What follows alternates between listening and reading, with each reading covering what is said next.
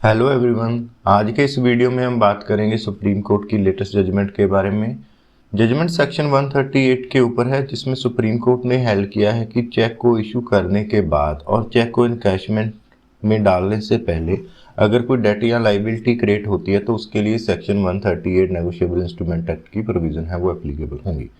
Supreme Court की judgement है, case title है Sunil Todi and other versus state of Gujarat. Appeal number है 1446 ऑफ 2021 और डेट ऑफ डिसीजन है 3 दिसंबर 2021। डिवीजन बेंच की जजमेंट है। इसमें मेजरली दो इशू सुप्रीम कोर्ट ने डील किए हैं कि जो चेक डिसऑनर है, जो फर्निश किए गए हैं जिस सिक्योरिटी क्या उनके लिए सेक्शन 138 नेगोशिएबल इंस्ट्रूमेंट एक्ट की प्रोविजन एप्लीकेबल होती है या नहीं होती। और जो दूसरा इशू है, सेक्शन 202 सीआरपीसी के तहत मजिस्ट्रेट को प्रोसेस को पोस्टपोन कर देना चाहिए। केस के फैक्ट हैं कि पटिशन हाई कोर्ट में पटिशन एक डाली गई 482 सीआरपीसी के तहत प्रोसीडिंग को क्वैश करने के लिए, कंप्लेंट की प्रोसीडिंग को क्वैश करने के लिए, जो कंप्लेंट 138 में कंप्लेंट के खिलाफ कंप्लेनेंट जो कि सेकंड रिस्पोंडेंट है उसके द्वारा डाली गई थी, हाई कोर्ट ने क्वैशिंग प्रोसीडिंग डिसमिस कर दी। कंप्लेंट में जो चेक डिसऑनर का अमाउंट है वो 2,67,84,000 है। उसके बाद जो अपीलेंट हैं वो 4 डायरेक्टर हैं, मैनेजिंग डायरेक्टर हैं RL steel and energy limited में।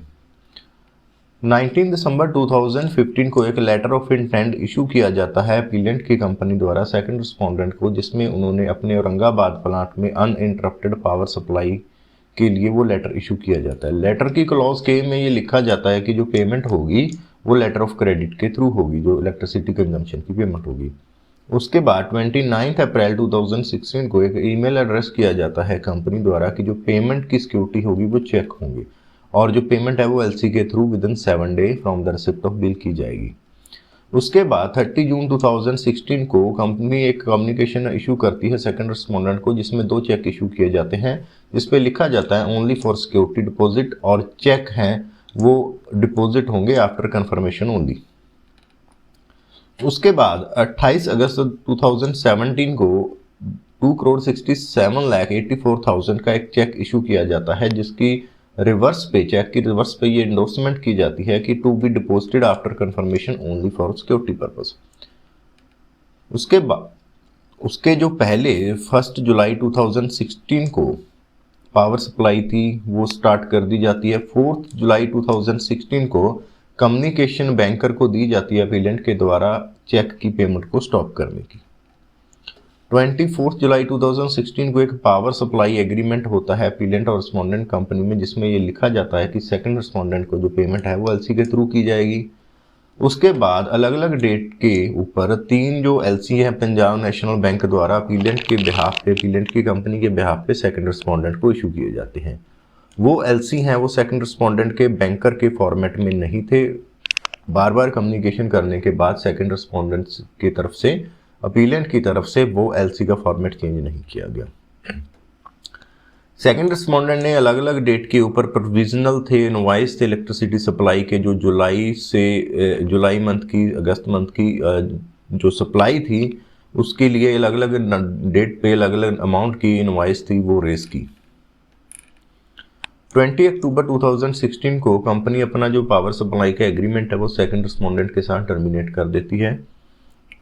सेकंड रिस्पोंडेंट 28 अगस्त 2017 को जो चेक इशू किया गया था पोस्ट डेटेड उसको डिपॉजिट करती है और 18 सितंबर 2007 को legal notice under section 138 negotiable instrument act भेजा जाता है, और जिसमें रीजन लिखा जाता है कि पेमेंट जो चेक डिसऑनर का रीजन है payment stopped bye drawer. Argument appellate की तरफ से ये दिया गया कि complaint section 138 negotiable instrument act के तहत मेंटेनेबल नहीं है, क्योंकि जो चेक का अमाउंट था, चेक था वो एज सिक्योरिटी दिया गया था, वो लीगली इन्फोर्सेबल डेट या लाइबिलिटी नहीं थी।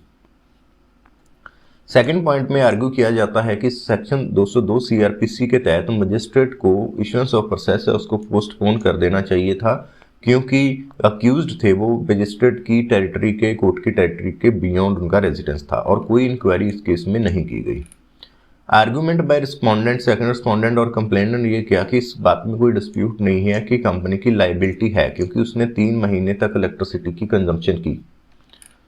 और लॉ उनको प्रोहिबिट नहीं करता कि सेक्शन 138 नेगोशिएबल इंस्ट्रूमेंट एक्ट के तहत जहां पे cheque initially as a security issue किए गए हों तो उनको सेक्शन 138 की प्रोविजन में लॉ उनको प्रोहिबिट नहीं करता। इशूबाज कोर्ट की फाइंडिंग है पहले इशू में कि cheque as a security furnish किए गए हैं, उसके लिए सेक्शन 138 प्रोविजन होती है या नहीं।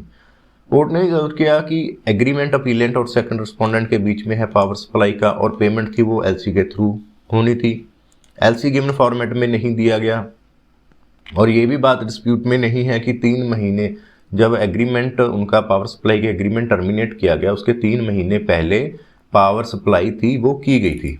अब कोर्ट को इशू ये है डिटरमिन करने के लिए कि क्या सेक्शन 138 सिर्फ उन्हीं केसेस को, उन्हीं सिचुएशन को कवर करता है जहां पे अमाउंट स्टैंडिंग डेप्ट है at the time of drawing of cheque, या उन केसेस को भी इंक्लूड करना है जहां पे ड्राइंग ऑफ चेक के साथ साथ डेप्ट है, बट वो डेप्ट है वो इनकर्ड होता है before the encashment of the cheque. Cheque issuance से लेके इनकैशमेंट ऑफ चेक के बीच में जो डेट है वो इनकर्ड होता है, तो क्या उनके लिए भी सेक्शन 138 है। कोर्ट ने बड़ा क्लियर हेल्ड किया कि जो ऑब्जेक्ट है नेगोशिएबल इंस्ट्रूमेंट एक्ट का वो एक्सेप्टेबिलिटी ऑफ चेक को एनहांस करना है और एफिशिएंसी ऑफ नेगोशिएबल इंस्ट्रूमेंट को ट्रांजैक्शन बिजनेस में लाने का है। इस प्रोविज़न का पर्पस खत्म हो जाएगा अगर हम उन केसेस को इंटरप्रेट करते हुए उन केसेस को एक्सक्लूड कर दें जहां पे डेप्ट है वो चेक के ड्रा होने के बाद इनकर्ड हुआ है बट इनकैशमेंट से पहले। तो ये चेक अगर ये कर देते हैं तो नेगोशिएबल इंस्ट्रूमेंट एक्ट का वो पर्पस है टोटली डिफीट होता है। पर्पस सेक्शन 138 का फुलफिल नहीं होगा अगर डेट या अदर लाइबिलिटी है उसको इंटरप्रेट किया जाए सिर्फ उन्हीं डेप्ट के लिए जो डेप्ट एग्जिस्ट करते थे at the time of drawing of the cheque. Present case में भी जो चेक इशू किए गए थे वो क्लोज प्रॉक्सिमिटी थे कमेंसमेंट ऑफ पावर सप्लाई के। Issuance of cheque in the context of commercial transaction, जो इशू कमर्शियल ट्रांजैक्शन के इशू में चेक इशू किए गए हैं उनको कमर्शियल या बिजनेस डीलिंग के कंटेक्स्ट में ही उनको अंडरस्टैंड करना होगा। अगर कंपनी फेल होती है सेटिस्फैक्ट्री एलसी इशू करने में और पावर सप्लाई कंज्यूम करती है तो चेक है वो capable of being present for the purpose of meeting of outstanding due. तो चेक है वो आउटस्टैंडिंग ड्यू को क्लियर करने के लिए वो कैपेबल हैं कि उनको प्रेजेंट किया जाए। पेमेंट है वो एग्रीमेंट के मुताबिक ड्यू हो जाती है और कंपनी अपने ड्यू डिस्चार्ज करने में फेल होती है तो सेकंड रिस्पॉन्स लॉ के मुताबिक एंटाइटल है कि वो चेक को पेमेंट के लिए प्रेजेंट करे। चेक को सिर्फ सिक्योरिटी चेक के तौर पे लेबल कर देना ही चेक का जो पर्पस है वो खत्म नहीं हो जाता कि लीगली इन्फोर्सेबल डेप्ट है। सप्लाई है वो प्रोवाइड की गई है और जिसके लिए पैसा ड्यू था और पेबल था, तो इसमें कोई भी इनफ्लेक्सिबल रूल नहीं है कि जहाँ पे ड्राई ऑफ ए चेक है वो इशू सिक्योरिटी किया जाए और उसको रोका जाए कि प्रेजेंट करने के लिए पेमेंट के लिए, और ये डिपेंड करता है लीगली इन्फोर्सेबल डेप्ट और लाइबिलिटी राइज हो चुकी है क्या।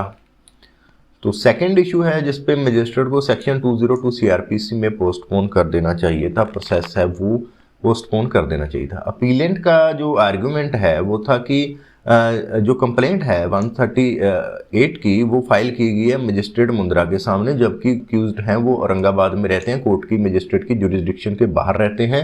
इस तरह के सर्कमस्टांसिस में मजिस्ट्रेट ड्यूटी बाउंड है कि वो समनिंग प्रोसेस है उसको पोस्टपोन करे और इंक्वायरी हेल्ड करे, या तो अपने आप या डायरेक्ट करे इस इन्वेस्टिगेशन को पुलिस के थ्रू या किसी और पर्सन के थ्रू। सुप्रीम कोर्ट ने इस केस में हेल्ड किया कि जो कॉन्स्टिट्यूशन बेंच की जजमेंट है expedient trial of cases under 138 of negotiable instrument act, इस जजमेंट के ऊपर हमारी पूरी वीडियो ऑलरेडी हम दे चुके हैं। तो उसमें सुप्रीम कोर्ट ने हेल्ड किया था सेक्शन 202 सब क्लॉज 2 जो सीआरपीसी की है वो एप्लीकेबल नहीं होती सेक्शन 138 की कंप्लेंट के ऊपर in respect to examination on oath witness on oath. अगर विटनेस ऑन ओथ हो रहा है तो उसके लिए जो कंप्लेंट है सेक्शन 138 की उसके ऊपर सेक्शन 202 सब क्लॉज 2 सीआरपीसी की प्रोविजन एप्लीकेबल नहीं होती। ये सुप्रीम कोर्ट ने हेल्ड किया एक्सपीडिएंट ट्रायल केसेस के केस में, और विटनेस हैं वो कंप्लेनेंट के बिहाफ पे एफिडेविट पे वो परमिटेड है। अगर मजिस्ट्रेट होल्ड इंक्वायरी करता है और ये कंपलसरी नहीं है कि विटनेस को एग्जामिन किया जाए, और सूटेबल केसेस में मजिस्ट्रेट है वो डॉक्यूमेंट एग्जामिन करके अपने आप को सेटिस्फाई करता है कि देयर आर सफिशिएंट ग्राउंड कि वो सेक्शन 202 में प्रोसीड कर सकता है, तो वो प्रोसीड कर सकता है। अपील है सुप्रीम कोर्ट ने डिसमिस कर दी। ये पॉइंट हेल्ड किया कि जो सेक्शन 138 है वो एप्लीकेबल होता है उन केसेस में भी जहाँ पे डेट है वो इनकर्ड होता है after the cheque is drawn but before the presentation. और section 202 sub clause 2 CRPC inapplicable है कंप्लेंट में, जहाँ सेक्शन 138 की जो कंप्लेंट है जहाँ पे examination on witness on oath है उसके लिए सेक्शन 202 क्लॉज 2 है वो एप्लीकेबल नहीं है। तो ये सुप्रीम कोर्ट की जजमेंट थी। होप आप सभी को ये वीडियो अच्छी लगी होगी। अगर अच्छी लगी है तो लाइक करें, चैनल को सब्सक्राइब करें। Thank you for watching this video. Thank you.